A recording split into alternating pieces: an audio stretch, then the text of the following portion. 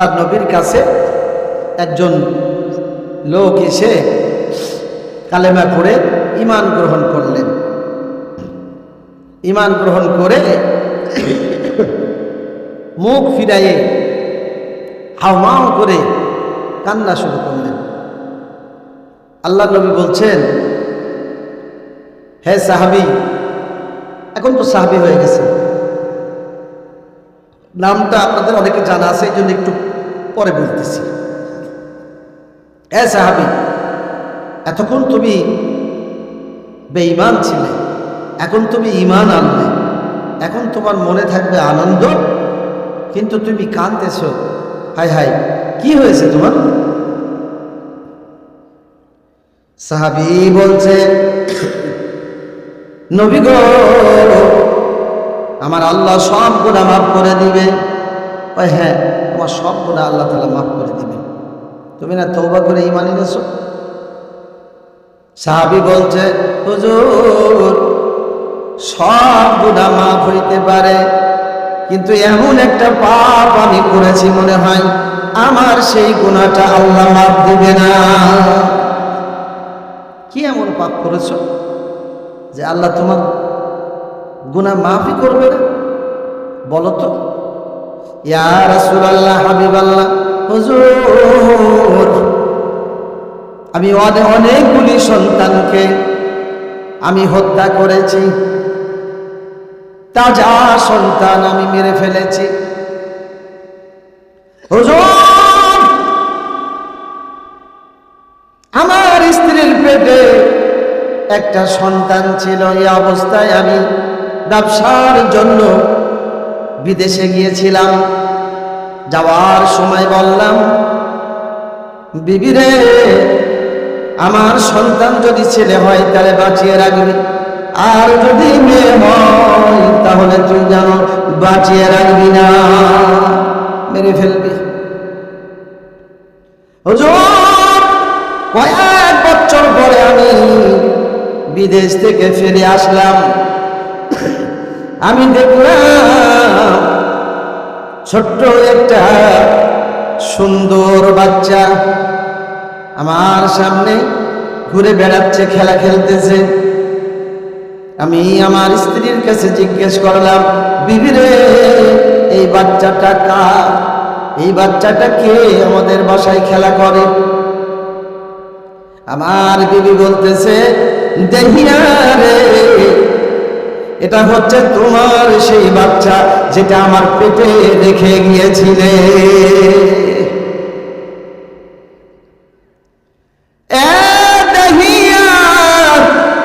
দুইটা কারণে তোমার বাচ্চাকে আমি মারতে পারি না। একটা কারণ হচ্ছে আমি মা, আমি 10 মাস 10 দিন আমার সন্তানকে আমি কষ্ট করে পেটে বহন করেছি।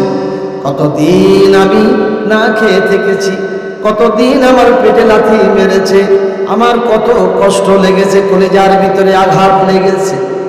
আমি কেজি কেজি রক্ত জমিনের ভিতরে ঢেলে দিয়ে আমি দুনিয়ার মুখ দেখাইছি। আমি মা হয়ে কেমন করে আমি আমার সন্তানকে মারব? ও যুবকেরা, কেমন করে ওই মায়ের তুমি গাল দাও, কেমন করে ওই মায়ের দূরে সরাই দাও, কেমন করে তুমি ওই মায়ের কথা তুমি ভুলে যাও। আমার আল্লাহ তাআলা আমাদের জন্য নিয়ামত দিয়েছেন মা বাবা, আর বলেছেন সূরা বানী ইসরাঈল 23 নম্বর আয়াতে, আমার ইবাদত করা তোদের যখন শেষ হয়ে যাবে, বান্দা বান্দিরে, সাথে সাথে তোর মা বাবার খেদমতে লেগে যা। তোমার মা বাবার সেবা করবা, মা বাবার যত রকম সেবা দরকার তুমি করবা। আর ওই মা বাবা যখন তোমাদের কাছ থেকে বিদায় নিয়ে কবর বাড়িতে চলে যাবে, তখনও তোমার মা বাবার হক আদায় শেষ হবে না। তুমি 5 ওয়াক্ত নামাজ আদায় করে আমার কাছে দোয়া করবে, এই বলে আমি আল্লাহ তোমাকে দোয়া শিখাই দিচ্ছি, ভাষা শিখাই দিচ্ছে, রব্বির হামহুমা কামা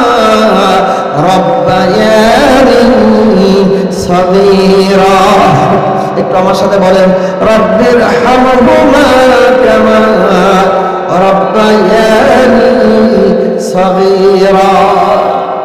এই আয়াতের কত দাম জানেন আপনারা?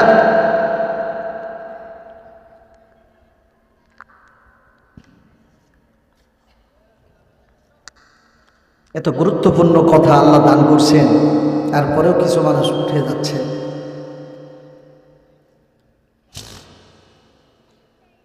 আমার আপনজনেরা,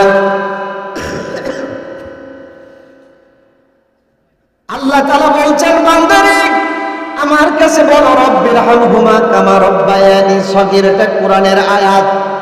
আল্লাহ পাক শিখাই দিচ্ছেন মাবুদ, আমরা যখন শিশু ছিলাম, আমাদের যখন শক্তি ছিল না, কথা বলার শক্তি ছিল না, চলার শক্তি ছিল না, ওই সময় আমরা শুধু ট্যাটা করে শব্দ করতে পারতাম, অনেক সময় শব্দ করতে পারতাম না।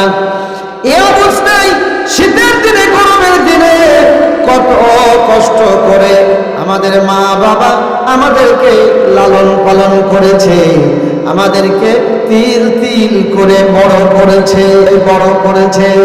মাবুদ, যেমন আমার মা বাবা আমাদেরকে রহমতের কোলে আমাদেরকে লালন পালন করেছে, ওই মা বাবা এখন ইন্তেকাল করে তোমার কাছে চলে গেছে। আল্লাহ তুমি আমাদের মা বাবাকে তোমার কুদরতি রহমতের কোলে জায়গা করে দিও। এই কথার দাম কত জানেন? জীবনে কোনোদিন শুনেছেন কিনা আমি জানি না। আজকে আপনাদেরকে একটু ব্রেনে রাখার মতন একটু কথা একটু আপনাদেরকে বলে যাই। একটু গভীর মনোযোগ দিয়ে না শুনলে এই ভাষা এর তাৎপর্য বুঝতে পারবো না আমরা। আমার মনে করুন বাবাকে, এই যে কিছুক্ষণ পূর্বে শুনলাম মসজিদের সভাপতি সাহেব, আমার ছাত্র আপনাদের উস্তাদ বলল যে 120 বছরের মুরব্বী, উনাকে এই গ্রাম্য চক্রান্তে ধরে নিয়ে এখন তিনি জেলের ভিতরে আছেন। এই যে একটি ঘটনা, এটা আমারও হতে পারে, আপনারও হতে পারে, আর 5 জনেরও হতে পারে। এমনভাবে একজন আমার বাবাকে, আমিও আমাকে দিয়ে উদাহরণ দিচ্ছি, মনে করেন ধরে নিয়ে গেছে প্রশাসনের লোক, পুলিশের লোকে। এখন আমরা কি করব? নিশ্চয় আমরা বাড়িতে বসে থাকবো না। আমি কিভাবে আমার বাপকে জামিন করা যায়, মুক্ত করা যায়, আমরা চেষ্টা করব। কি করব না? আপনার মনে চেষ্টা করবেন না নাকি? সারা তো সেইভাবে দিলেন না, বিরক্ত হচ্ছেন নাকি? ওয়াজ তো রেডি করে নিয়ে গেছি। আরে প্রথমে দেখেন না, আমাদের যখন দাওয়াত দিয়ে নিয়ে যায় তখন প্রথমে কি করে, একটু এই ভাজি খেতে দেয়, একটু ভর্তা দেয়, নর্মাল দেয়। তারপরে যত আমরা টানতে থাকি আস্তে আস্তে করে কিন্তু ভালোগুলা আসতে থাকে। আসে না? এরপরে দেখা যায় কি একটু শাক, একটু ভর্তা ইত্যাদি যখন দিয়ে খেলাম, তখন আসলো এবার মাছ সিরিয়াল, এবার মাছের পরে আসলো গোশ সিরিয়াল, এরপরে আসলো দইয়ের সিরিয়াল, মিষ্টি সিরিয়াল, এরকম সিরিয়াল আসতে থাকে। তো ইনশাল্লাহ আল্লাহ পাক তো আপনাদের জন্য নিয়ামত এরকম একে একে সামনের দিকে দিবে। আমি যে আয়াত তেলাওয়াত করেছি, কোরআনের একটি আয়াত, এই আয়াতের ভিতরে সূরা বাকারা থেকে আমি তেলাওয়াতটা, যে ঘটনার কারণে সূরা বাকারা নামকরণ করা হয়েছে, সেই বাকারার ইতিহাস আপনাদেরকে শোনাবো। যেখানে বলা হয়েছে মরা মানুষ জিন্দা হয়ে হাজার মানুষের সামনে, হাজার হাজার মানুষের সামনে ভাষণ দেবে। চিৎকার মেরে বলুন সুবহানাল্লাহ। সেই ভাষণের কথা আপনাদেরকে এখনই শোনাবো। কিছুক্ষণ পর মরা মানুষ ভাষণ দেবে, আপনারা শুনতে পারবেন ইনশাআল্লাহ। আমার বাবাজিরা, ভাইয়েরা, বন্ধুরা, আল্লাহ রাব্বুল আলামিন যেমন বলছেন রব্বির হামহুমা কামা রাব্বায়ানি সগীরা, এর আমি তাৎপর্যটা আপনাদেরকে মেমোরিতে দেওয়ার জন্য সবার দৃষ্টি আকর্ষণ করছি, সবার মনোযোগ আকর্ষণ করেছি। এবার আমরা কি করি? আমার বাবাকে ধরে নিলে প্রশাসন, আমরা যাই একজন ব্যারিস্টারের কাছে, একজন উকিলের কাছে। ও উকিল সাহেব, আমার বাবাকে পুলিশে ধরে নিয়ে গেছে, এত আইনের এত ধারাতে কেস দিয়েছে, বলুন তো আমার বাবার জামিন করা সম্ভব কিনা? এবার উকিল সাহেব পরামর্শ দেয়, হ্যাঁ অমক বিচারকের কাছে তোমার কেস রয়েছে, যদি তুমি বিচারকের সাথে যোগাযোগ করতে পারো, উনি কি পরামর্শ দেয় তুমি পরামর্শ অনুসারে কাজ করলে পারে তোমার বাবা জামিন পেতে পারে। এবার বিচারকের কাছে গিয়ে বলে, ও স্যার, আমার বাবাকে অমক ধরে নিয়ে এসেছে, আমি এখন কি কাজ করলে পারে আমার বাবাকে জামিন করাইতে পারবো? এবার বিচারক বলল, তুমি আমি যে পদ্ধতি শিখাই দিলাম, এই আইনের এত ধারা, এই নিয়মে তোমার বাবার জন্য আমার কাছে দরখাস্ত করো। যদি এইভাবে এমন আমার দেখানো, আমার এই বুঝানোর মতো তুমি যদি দরখাস্ত করতে পারো, তাহলে তোমার বাবা জামিন পেয়ে যাবে। আপনারা বলেন, ওই বিচারকের পরামর্শ অনুসারে যদি সন্তান বাবার জামিনের জন্য দরখাস্ত করে, বলুন তো ওই বিচারকের দরবার থেকে, জেল থেকে বাবা জামিন পাবে কিনা? আমার বাবা যারা বইরা, ও আমার বন্ধুরা, অনেকেই আছে জীবনে মা বাবার জন্য দোয়া করে না, দোয়া করে না, দোয়া করে না, দোয়া কেমনে করতে হয় তাও জানে না, দোয়া কোথায় আছে তাও জানে না, কারণ জীবনে মসজিদের ধারে কাছে আসে না, জীবনে আলেম ওলামার ধারে কাছে যায় না, ওয়াজ মাহফিলেও যায় না, এরকম খাটাস মার্কা মুসলমান জমিনে আছে না? না, আমার বাবা যারা ভাইরা, কপাল পোড়া, কপাল পোড়া, কপাল পোড়া, হতভাগা ওরা, কপাল পোড়া ওরা, মরার সাথে সাথে ওদের পরিণতি কি হবে ওরা জাররা জাররা পরিমাণ টের পেয়ে যাবে। আমার বাবা যারা ভাইরা, আপনজনেরা, আপনার কষ্ট করে মসজিদে ওই মাটির ভিতরে মাথা আপনারা ঠেকিয়ে দেন, আল্লাহ পাকের কুদরতি পায়ের ভিতরে ওই মসজিদের জায়নামাজে মাথা ঠেকান না, ওটা যেন আল্লাহর কুদরতি পায়ে মাথা ঠেকান। কথা বলুন ঠিক কিনা? লাভ কি, লাভ কি, লাভ কি? ও আমার আপনজনেরা, ও নবীর উম্মত উম্মতিরা, ওই যে আমরা নামাজ আদায় করলাম, আল্লাহ কোরআনের ভিতরে বলেছেন, সীমাহুম ফি উজুহিহিম মিন আতারিস সুজুদ, কিয়ামতের ময়দানে মুসিবতের কালে যেদিনকে ভাই দেখে পালাবে, মা বাবা দেখে পালাবে, কেউ কারো পরিচয় দিতে চাইবে না, যেদিনকে সবাই আমাকে দেখে দৌড় দিবে, ওই দিনকে আমার আল্লাহ তাআলা নামাজীদের চেহারার ভিতরে নূর দান করবে, হাতের ভিতরে নূর দান করবে, পায়ের ভিতরে নূর দান করবে, ওজুর স্থানগুলোতে আল্লাহ নূর দান করবে। এবার ফেরেশতারা দেখে দেখে ওই নামাজি বান্দাদেরকে ধরে ধরে জান্নাতের গেট দেখাই দিবে। সেদিনকে বোঝা যাবে তোমার মতন বেনামাজি কি করে পার হয়।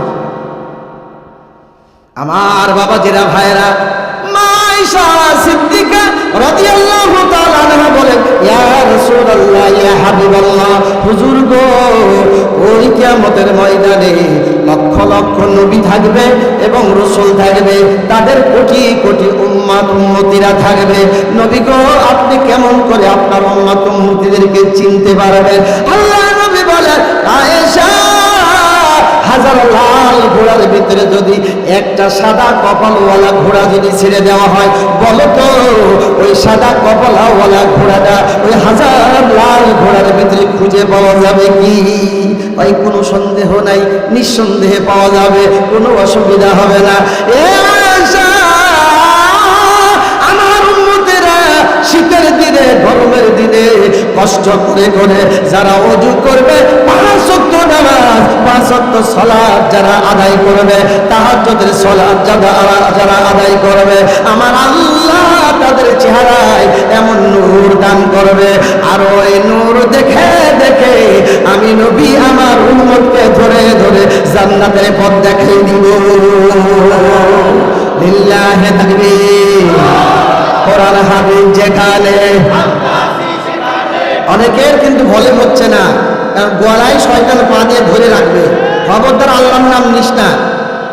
আল্লাহর নাম নিলেই তোর জীবনের গুনাহ মাফ হয়ে যাবে, নেকির পাহাড় তৈরি হবে। আমি যেটা চাই না, এই জন্য দেখবেন লিল্লাহি তাকবীর বলতে চায় না। ইতিপূর্বে তো দেখেছি অনেক খাটাস। হ্যাঁ, আমি এক জায়গায় মাহফিল করতে গেছি, মাহফিলের সাথে সাথে তাকবীর দেওয়ার সাথে সাথে ওই শয়তানের চালাকায় হুজুর তাকবীর দেবেন না, ওয়াজ করবেন কারণ তাকবীর দেবেন না। আল্লাহর রাসূল হাদিসের ভিতরে বলে গেছে যে লিল্লাহি তাকবীরের এমন পাওয়ার, ও যদি ইমানদাররা দেয় শয়তানের গায়ে তখন আগুন ধরে যায়, আর ওই আগুন ধরলে পরে শয়তান পিছনের দিক থেকে হাওয়া ছাড়তে ছাড়তে দৌড় মারে। বাস্তব আমরা প্রমাণ দেখেছিলাম এই গত 17 বছর ধরে। আবার এখনো নতুন কিছু এরকম ভাবে চেলাফেলা দেখতে পাচ্ছি। লিল্লাহি তাকবীর বললে, কোরআনের হক কথা বললে, এরকম ভাবে কোরআনকে এরকম ভাবে সংসদে পাঠানোর কথা বললে, হুজুর আপনাকে রাজনীতি করার জন্য ডেকে আনা হয়েছে, আপনি ওয়ার্ড চেঞ্জ করেন। বলে কি বলে না? আপনাদের এলাকায় বলে না, আমার এলাকায় ওরে আল্লাহ। আমার বাবাজিরা, ভাইরা, বন্ধনেরা, আল্লাহর নবী বলেন, ও আয়েশা, আমার উম্মতদের চেহারা দেখে দেখে আমি জান্নাতে পৌঁছিয়ে দিব। আমার দরদেরা, এই নামাজের কত দাম আমরা সেই দিনকে টের পাবো। কি কথা ঠিক কিনা? যারা বেনামাজি তাদের কি হবে গো? মা সালাকাকুম ফি সাকার লাম নাকুম মিনাল মুসাল্লিন ওয়া লাম নাকুন নুতঈমুল মিসকিন। ফেরেশতারা গেটের ভিতরে ঠেকাই দিবে, হ্যাঁ দাঁড়াও, কোথায় যাচ্ছ? জাহান্নামে যাচ্ছি। কেন জাহান্নামে যাচ্ছ? তোমাদের কাছে কি আলেম ওলামা যায় নাই? তোমাদের কাছে কি নবী রাসূলরা যায় নাই? তোমাদের কাছে কি কোরআনের কথা শোনাই নাই?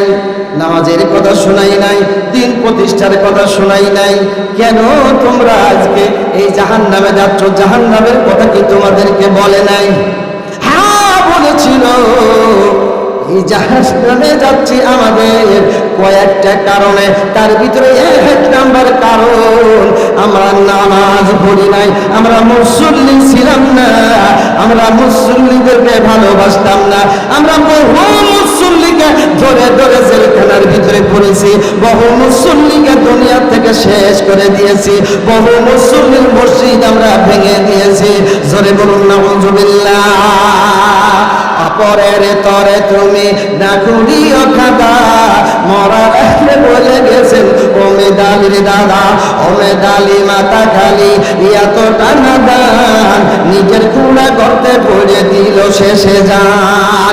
আমার বন্ধুগণ, বহুদিন পূর্বে নয়া দিগন্ত পত্রিকা থেকে একটা কবিতা আমি পড়লাম, সাথে সাথে ভালো লাগলো, নোট করে নিলাম। এবার গভীর দিকে আমি লক্ষ্য করলাম ব্যাপারটা কি, লক্ষ্য করে দেখলাম। শেষ করে দেব, ইমাম সাহেব করে ডাক। আচ্ছা আচ্ছা,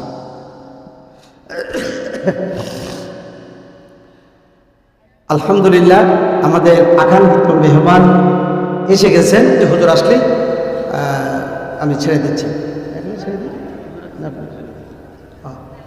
আচ্ছা, তো লাম নাকুম মিনাল মুসাল্লিন, আমরা নামাজ পড়তাম না, আমরা গরিব মিসকিনদের আহার দিতাম না। আমরা কেউ যদি আমাদেরকে ভালো কথা বলতো, আমরা ভালো কথায় তাদের সাপোর্ট না করে আমরা তাদের ভালো কথার বিরোধিতা করতাম। জোরে বলুন নাউযুবিল্লাহ। আমাদের সমাজে এই দল আছে না নাই? বহু আছে। আল্লাহ তাআলা আমাদেরকে এই সমস্ত কবিরা গুনাহ থেকে, এই সমস্ত পাপের কাজ থেকে, জাহান্নামী কাজ থেকে আল্লাহ তাআলা আমাদেরকে হেফাজত করুন, বলুন আমিন। সম্মানিত উপস্থিতি, আমরা জানি যে আমাদের আজকের এই মজলিসে একজন অতিথি আসবেন, জানি না গো? হ্যাঁ জানেন। আমরাও এই আলোচনায় যখন আমি এসে বসেছি, এই পরামর্শ করে এসে বসেছি যে হুজুর আসলে পারেই আমি আলোচনার সাথে সাথে ব্রেক করে দেব। তো আলহামদুলিল্লাহ আমাদের মাঝে মেহমান এসে গেছেন, এই জন্য আমি আপনাদের কাছ থেকে বিদায় নিচ্ছি, দোয়া চেয়ে নিচ্ছি।